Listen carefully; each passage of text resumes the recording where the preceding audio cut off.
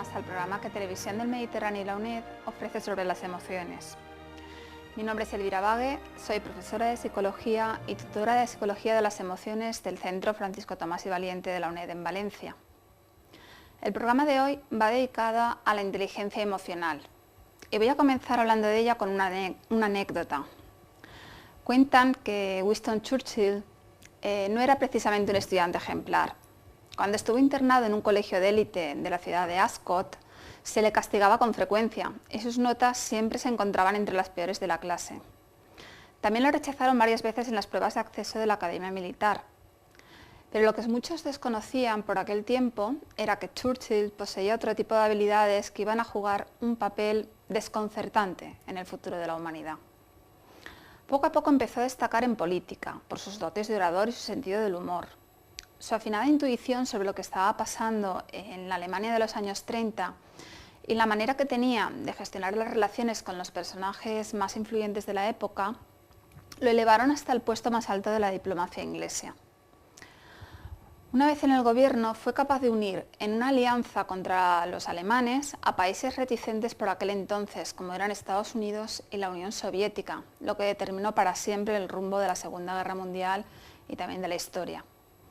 Por eso, y por su gran carisma y facilidad para emocionar a sus compatriotas, se convirtió en el primer ministro más famoso de todos los tiempos. La vida y logros de Churchill son un ejemplo perfecto de lo que puede conseguir una persona que posee una excepcional inteligencia emocional o social. El psicólogo norteamericano Edward Thorndike introdujo el concepto en 1920. Él decía que la inteligencia emocional era la capacidad de comprender y relacionarse sabiamente con otros individuos. Thorndike abrió de esta manera por primera vez el debate de la existencia de inteligencias múltiples, una teoría que hoy en día es ampliamente aceptada por los expertos. 60 años más tarde, en 1983, el psicólogo e investigador Howard Gardner popularizó dicha multiplicidad, convirtiéndose en uno de sus principales defensores. Gardner habla de la existencia de 8 inteligencias: inteligencia musical, lingüística, espacial, matemática, naturalista, corporal, intrapersonal e interpersonal o social. Otro de los autores que más han contribuido al desarrollo del tema es el psicólogo estadounidense Daniel Goleman.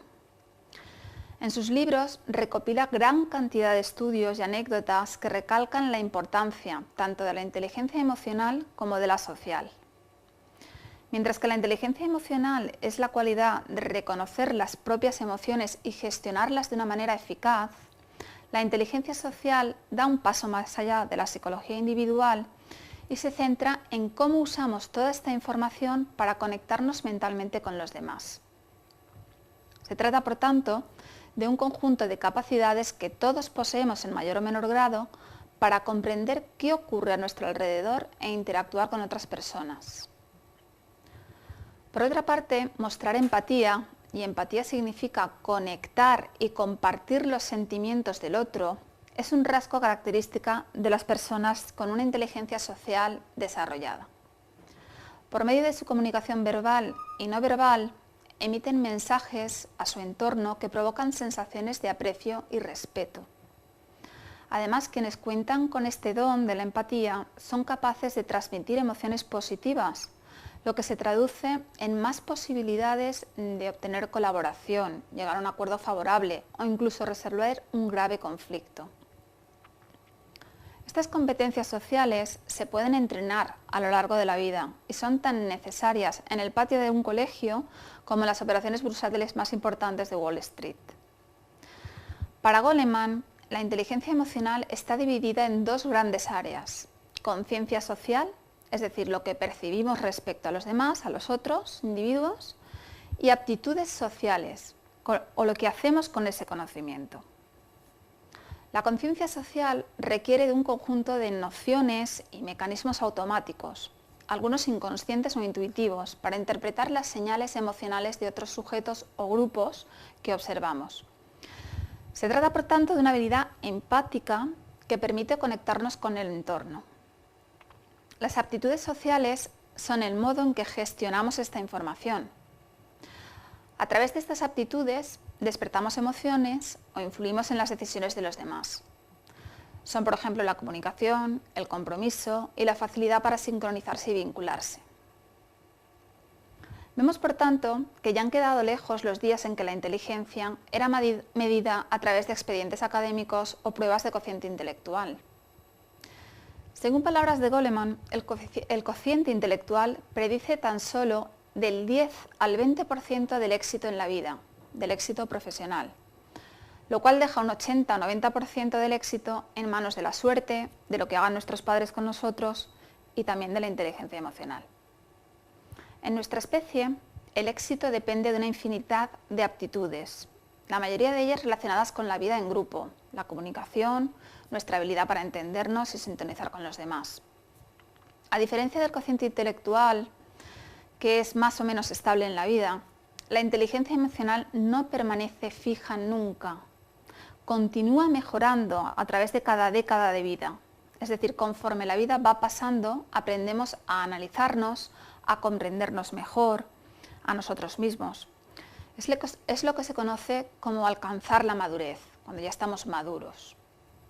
La inteligencia emocional, por tanto, engloba la automotivación, preservar el empeño aunque surjan frustraciones, controlar los impulsos, regular nuestros propios estados de ánimo, evitar que la angustia interfiera en nuestras decisiones racionales, empatizar y confiar en los demás.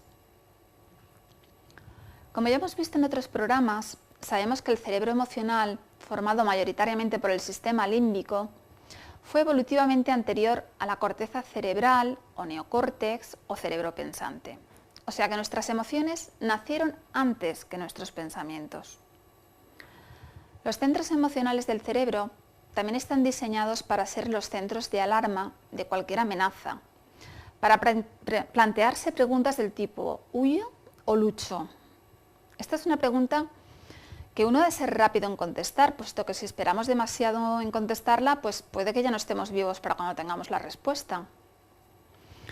En los cerebros de nuestros antepasados prehistóricos, esta rapidez era extremadamente útil.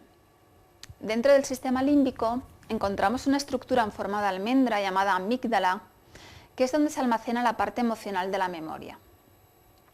El cerebro almacena diferentes partes de los recuerdos en lugares diferentes. Así que todo lo que nos ha asustado en la vida o todo lo que nos ha entristecido, nos ha hecho muy felices, se guarda en la amígdala. Y a veces la amígdala nos gasta malas pasadas, porque cree reconocer algo como peligroso y nos hace actuar rápidamente. Es lo que popularmente se conoce como el secuestro de la amígdala. Y entonces, ¿qué podemos hacer? Pues podemos gritarle a nuestro jefe, darle una patada a una silla y acto seguido pensamos, pero Dios mío, ¿por qué he hecho esto? ¿O he dicho yo esto? Eso lo hacemos porque la información todavía no ha pasado por la corteza prefrontal, que es la parte del cerebro encargada pues, de recoger la información del resto de partes del cerebro y tomar una decisión adecuada en ese momento o con esa persona. Es decir, sería la que reconoce al señor que tenemos enfrente y lo identifica como nuestro jefe, y es la que nos hace pues, controlar pues, determinadas manifestaciones de nuestras emociones. La corteza prefrontal tiene unas neuronas especiales llamadas neuronas inhibitorias. Es decir, son neuronas que dicen no a los impulsos. Es muy importante en determinadas situaciones decir que no a lo que realmente nuestro instinto nos llevaría a hacer. Los circuitos cerebrales que nos permitan ser inteligentes emocionalmente están situados entre la amígdala y la corteza prefrontal. Para Goleman, la conciencia de nuestras emociones es la primera habilidad de la inteligencia emocional.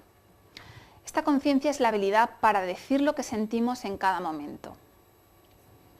Esta habilidad no se ejercita demasiado, pues no es normal pensar en lo que sentimos en cada momento, sino que estamos atrapados en el flujo de pensamientos, ¿no? De lo que nos gustaría hacer, lo que no hemos hecho, lo que vamos a hacer mañana, por lo que generalmente no pensamos en lo que estamos sintiendo en estos momentos, o en lo que estos sentimientos cruzan un determinado umbral de percepción. Así que esperamos hasta que nuestros sentimientos vengan a nosotros, o O sea, nosotros no vamos a por ellos, no los intentamos localizar, sino ellos vienen a nosotros. Entonces, ¿por qué el cerebro está hecho para que notemos nuestros sentimientos en cada momento? Pues porque solo siendo conscientes de lo que sentimos, podemos tomar decisiones sanas, decisiones de las que no nos arrepentiremos nunca. La ciencia nos dice que la intuición, lo que nos dicen nuestros instintos, es una información muy valiosa. Por tanto, hemos de escuchar a nuestro corazón cuando emprendamos una acción, un nuevo negocio, un plan. Todo esto tiene que ver con la forma en que nuestro cerebro está conectado. Luego, no hemos de obviarlo, hemos de hacerle caso. La segunda habilidad de la inteligencia emocional para Goleman es la autorregulación, es decir, controlar nuestras emociones. El autocontrol nos permite no dejarnos llevar por los sentimientos del momento, es saber reconocer qué es pasajero en una crisis y qué es lo que perdura. Es posible que nos enfademos con nuestra pareja, pero si nos dejásemos siempre llevar por el calor del momento, estaríamos continuamente actuando irresponsablemente y luego pidiendo perdón por ello. Por tanto, hemos de controlarnos y regular nuestras emociones. La tercera habilidad es la automotivación. Dirigir las emociones hacia un objetivo nos permite mantener la motivación y fijar nuestra atención en las metas en lugar de en los obstáculos. En esto es necesaria cierta dosis de optimismo e iniciativa, de forma que seamos emprendedores y actuemos de forma positiva ante los contratiempos. Reconocimiento de emociones ajenas, que es lo que llamábamos empatía. Las relaciones sociales se basan muchas veces en saber interpretar las señales que los demás emiten de forma inconsciente y que a menudo pues, no son verbales. El reconocer las emociones ajenas, aquello que los demás sienten y que se puede expresar por la expresión de la cara, por un gesto, por una mala contestación, por un grito, nos puede ayudar a establecer lazos más reales y duraderos con las personas de nuestro entorno. No en vano, el reconocer las emociones ajenas es el primer paso para llegar a entenderlas o para identificarnos con ellas. Las relaciones interpersonales o habilidades sociales significan que cualquiera puede darse cuenta de que una buena relación con los demás es una de las cosas más importantes para nuestra vida y para nuestro trabajo. Y no solo tratar a los que nos parecen simpáticos, a nuestros amigos, a nuestra familia, sino saber también tratar exitosamente con aquellos que están en una posición superior, con nuestros jefes o con nuestros enemigos. En España también se ha investigado mucho sobre la inteligencia emocional. Para Mestre y Barrocal, dos gurús de la inteligencia emocional de la Universidad de Málaga, la inteligencia emocional implica 4 habilidades. La primera es la habilidad para percibir y valorar con exactitud la emoción. La segunda, la habilidad para acceder y o generar sentimientos cuando estos facilitan el pensamiento. La tercera es la habilidad para comprender la emoción y el conocimiento emocional. Y la cuarta es la habilidad para regular las emociones que promueven el crecimiento emocional e intelectual. Se espera que las personas con una elevada inteligencia emocional progresen más rápidamente a través de estas habilidades y dominen la mayoría de ellas. Vamos a examinar cada habilidad. Comenzamos con la primera. Identificar la emoción. Los niños entre los 3 y 5 años aprenden a identificar los estados emocionales propios, sus propios estados emocionales, pero también los de los demás, y a diferenciar entre estos estados. A estas edades son capaces de distinguir y responder a diferentes expresiones emocionales faciales, especialmente la de los padres. A medida que crecemos, vamos identificando más adecuadamente nuestras propias sensaciones musculares y corporales y las de las personas más próximas a nosotros. Cuando esta habilidad ya se encuentra totalmente desarrollada, la persona empieza a evaluar las emociones en cualquier contexto donde éstas puedan ser expresadas, en otras personas, en la arquitectura, en obras artísticas. Así, cuando vemos el cuadro bien conocido de Munch, El grito, no solo reconocemos inmediatamente en la cara la expresión de ansiedad, sino que observamos cuán correcto es el fondo del cuadro en el que el mundo parece estar disolviéndose en la nada. La segunda habilidad en la inteligencia emocional es la facilitación emocional del pensamiento. Esencialmente, la emoción sirve como un sistema de alerta desde el nacimiento. El bebé llora cuando quiere leche, cariño u otro cuidado y ríe en respuesta a sonrisas y otros placeres. Así, las emociones operan desde el inicio como una importante señal que cambia en la persona y en el entorno. En las personas maduras, las emociones comienzan a moldear y mejorar el pensamiento al dirigir la atención de la persona hacia los cambios realmente importantes. Por tanto, las emociones pueden ayudar a la gente a considerar múltiples perspectivas. Si retomamos la idea ya vista en un programa anterior del juicio congruente con los estados de humor, esto supondría, por ejemplo, que el buen humor lleva a tener mayor número de pensamientos optimistas y el mal humor a tener pensamientos pesimistas. Así, por ejemplo, un estudiante de último curso del instituto en un estado triste puede sentirse incompetente y, consecuentemente, solicitar universidades con fáciles niveles de admisión. Pero si está de buen humor, podría solicitar universidades más selectivas. Su cambio de humor le lleva a considerar más posibilidades, lo cual será una ventaja en condiciones de incertidumbre. Si retomamos nuestro cuadro de habilidades, vemos que la tercera habilidad es comprender las emociones y usar el conocimiento emocional. Bien, poco después de que el niño reconozca las emociones, comienza a etiquetarlas y a percibir las relaciones que hay entre estas etiquetas, entre las emociones. Aprende además lo que cada sentimiento significa en términos de relación. Los padres enseñan a los niños el razonamiento emocional uniendo las emociones a situaciones. Por ejemplo, enseñan la conexión entre tristeza y pérdida, ayudando así a su hijo, al niño, a reconocer que está triste porque ha perdido el balón o a un juguete y que ya no volverá a poder jugar con él. A medida que el niño va creciendo, también comienza a reconocer lo complejas que son las emociones e incluso saber que en ciertas circunstancias pueden ser hasta contradictorias. Así el niño aprende que es posible sentir amor y odio hacia la misma persona.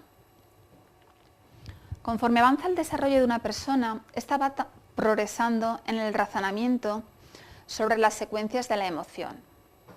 Por ejemplo, en el amor, que como ya les dije en un programa anterior, era una emoción muy compleja, puede que una persona rechace a otra solo por miedo a un rechazo posterior, a que la rechacen a ella posteriormente. Y ya en la cuarta habilidad es para estos autores la última de las habilidades de la inteligencia emocional y es la de regulación o control, que es muy semejante a la que Goleman mencionaba en segundo lugar. Bueno, y esto es todo, se nos acaba el tiempo. Desde aquí les animo a que intenten aplicar y practicar las habilidades de la inteligencia emocional para ser más felices en la vida. Al principio les parecerá difícil, pero como dijo Séneca, no hay que dejar de hacer ciertas cosas porque las veamos difíciles. Las vemos difíciles porque no las hacemos. Que tengan ustedes una feliz semana. Quería trabajar y seguir estudiando. En su día no tuve ocasión de estudiar. Para promocionar necesitaba una carrera. Organizo mi tiempo como más me conviene. Ahora formo parte de la mayor universidad de España. La trobaràs molt prop de tu. UNED, Centro Francisco Tomás y Valiente, cerca de ti.